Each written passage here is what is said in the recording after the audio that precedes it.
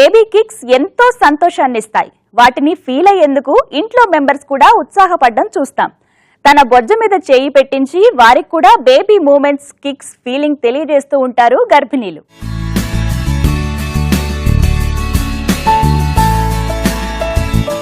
ఏడవ నెలలో baby kicks బాగా తెలుస్తాయి.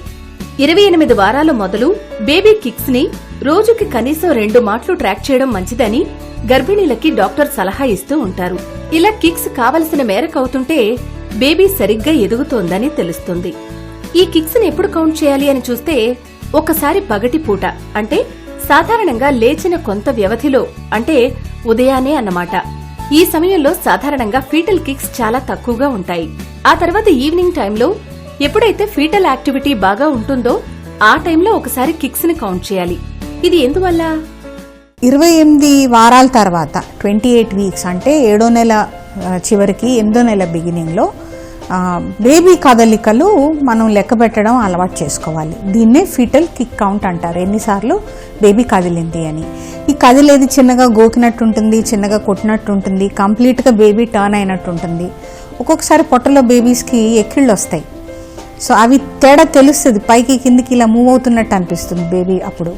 సో హికప్స్ని మనం లెక్క పెట్టకూడదు, కానీ ఇంకా వేరే ఏ రకంగా బేబీ కదిలినా ఈ మూమెంట్ని ఒక మూమెంట్ అని లెక్క పెట్టుకోవాలి.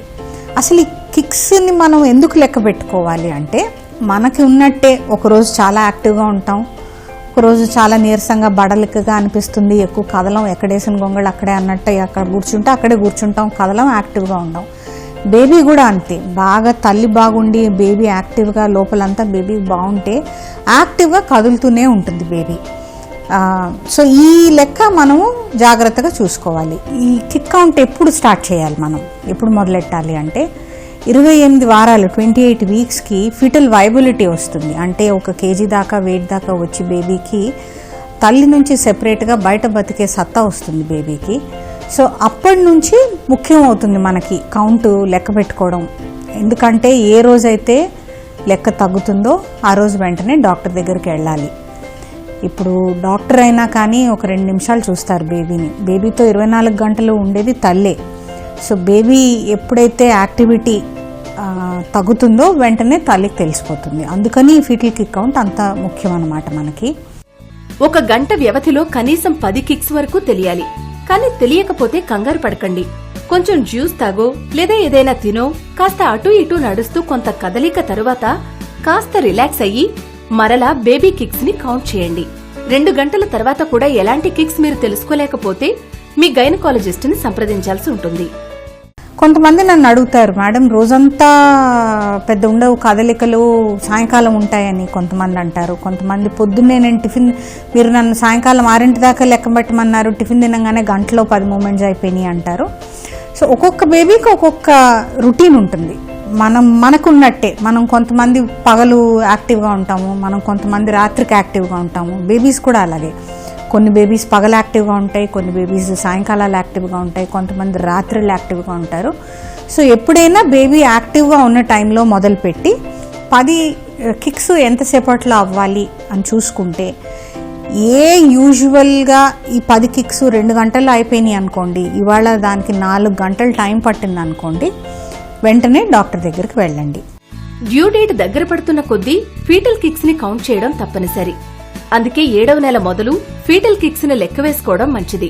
ఒకవేళ ఇందాక చూసినట్టుగా నిర్ణీత గడువులో ఫీటల్ కిక్స్ ని సరిగ్గా తెలుసుకోలేకపోతే వైద్య సహాయం తప్పనిసరి అని చూసాం.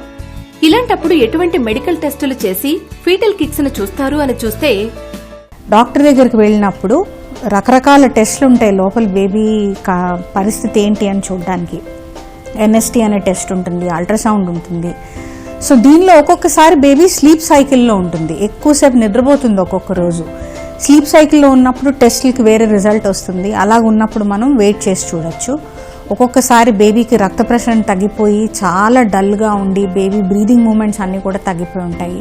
అలాంటప్పుడు అర్జెంటుగా బేబీని బయటికి తీసేయాలి. అందుకని మన కిక్ కౌంట్స్ అంత ఇంపార్టెంట్ అన్నమాట. బేబీ కిక్ మూమెంట్స్ అనేవి ఒక్కొక్కరిలో ఒక్కో విధంగా ఉంటాయి. 7వ నెల వచ్చేసరికి గర్భస్థ శిశువు బరువు ఎదగడం వల్ల బేబీ కిక్స్ కాస్త గట్టిగానే తగులుతూ ఉంటాయి. 6వ నెల వరకు బటర్ఫ్లై మూమెంట్స్ లా తేలిగ్గా అనిపించిన కిక్స్ 7వ నెల ముగిసే సమయానికి కాస్త నొప్పి కలుగు చేయొచ్చు కూడా. ఒక్కోసారి డొక్కల్లో అలాగే గర్భాశయ ముఖద్వారం వద్ద ఇలాంటి కిక్స్ వల్ల నొప్పిగా అనిపిస్తుంది కూడా. ఇటువంటప్పుడు పొజిషన్ కాస్త చేంజ్ చేయాలి అంతే.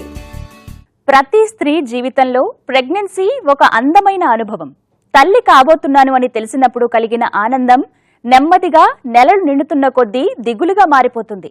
2వ ట్రైమిస్టర్ నుంచే రాబోయే రోజుల గురించి, బేబీ గురించి ఆలోచనలు మొదలవడం కూడా సహజమే.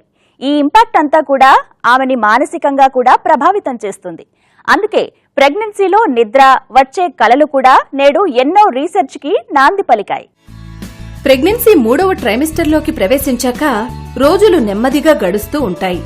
డెలివరీ డేట్ దగ్గర పడుతున్న కొద్దీ గర్భిణీ మదిలో అనేక ఆలోచనలు మొదలవుతాయి. మొదటిసారి బిడ్డకి జన్మనిచ్చే స్త్రీలకి ఈ ఆలోచనలు మరింత ఎక్కువ. డెలివరీ పెయిన్స్ తట్టుకోగలుగుతానా? అంతా సవ్యంగా జరుగుతుందా? బేబీ పుట్టగానే ఏడిస్తే తట్టుకోగలుగుతామా? బేబీ ఆరోగ్యంగా ఉంటుందా? ఇలా ఒక్కటేమిటి పలు ఆలోచనలు గర్భిణీ మనసుల్లో మెదులుతూ వీటి ప్రభావం వారి కలలపై కూడా పడే అవకాశం ఖచ్చితంగా ఉంటుంది. ప్రెగ్నెన్సీ అన్న తర్వాత చాలా మందికి చాలా యాంగ్జైటీస్ ఉంటాయి. వెయిట్ ఎక్కువ పెరిగిపోతున్నా అనే యాంగ్జైటీ, సరిగ్గా పెరగట్లేదనే యాంగ్జైటీ, బేబీకి ఎంత తెలివిగా పుడుతుంది అనే యాంగ్జైటీ, అమ్మాయా అబ్బాయా అనే యాంగ్జైటీ. కొంతమందికి అమ్మాయే కావాలి, కొంతమందికి అబ్బాయే కావాలి, కొంతమందికి కవల పిల్లలు కావాలి, కొంతమంది డెలివరీ కాన్పు నొప్పుల గురించి భయపడుతూ ఉంటారు, కొంతమందికి చుట్టూతా జరిగే మిస్హ్యాప్స్ అంటే వాళ్ళ బేబీ పోయిందనో వీళ్ళ బేబీ పోయిందనో వింటారు, దాని గురించి భయపడతారు కొంతమంది. ఒక్కొక్కళ్ళ ఇమాజినేషన్ని పట్టి ఇవి ప్రెగ్నెన్సీలో ఏమవుతుందంటే ఒక్కొక్కసారి బయట డిస్కస్ చేసి చెప్పడానికి మొహమాట పడతారు. అలాంటప్పుడు కూర్చొని ఆలోచించినప్పుడు లేకపోతే నిద్రలో కలల కిందనో ఈ యాంగ్జైటీస్ బయటకు వస్తాయన్నమాట. ఇది చాలా వింత డ్రీమ్ లాగా ఉంటుంది, కానీ మనం ఓపికగా కూర్చుని దీని గురించి ఏమిటి అని మనం అనలైజ్ చేస్తే మనకు అర్థమవుతుంది. ఇవి మామూలుగా ప్రెగ్నెన్సీలో ఉండే యాంగ్జైటీస్ చెప్పక, డిస్కస్ చేయక, వాటిని బహిరంగం చేయకుండా మనసులోనే పెట్టుకుంటే వచ్చే డ్రీమ్స్ అండ్ ఫ్యాంటసీస్ అన్నమాట. ఇవి ప్రెగ్నెన్సీ స్పెషల్ స్టేట్ కాబట్టి ఎక్కువ యాంగ్జైటీలు ఉంటాయి కాబట్టి ఈ స్టేట్లో ఎక్కువ కలలు రావడము, మన నిద్ర కూడా ఎక్కువ పోతాం ప్రెగ్నెన్సీలో, అందుకని కలలకి టైం ఉంటుంది. ప్రెగ్నెన్సీ చివరి అధ్యాయంలో వచ్చే డ్రీమ్స్ గురించి ఆలోచిస్తూ వాటి గురించి పెద్దగా ఆందోళన చెందకుండా సత్కాలక్షేపంతో మంచి ఆలోచనలకు తావివ్వడం ఉత్తమం. ఇక ఖాళీగా ఉంటే మనసుని కలవరపెట్టే దృశ్యాలు చూడకుండా మంచి బుక్స్ చదవడం, మ్యూజిక్ వినడం, స్నేహితులు అలాగే లైట్ మైండెడ్ పీపుల్తో కాలక్షేపం చేయడం మంచిది. ఏదైనా కల వచ్చినా కూడా దాన్ని కలగా మాత్రమే తీసుకోవాలి తప్ప అతిగా దాని గురించి ఆలోచించకూడదు.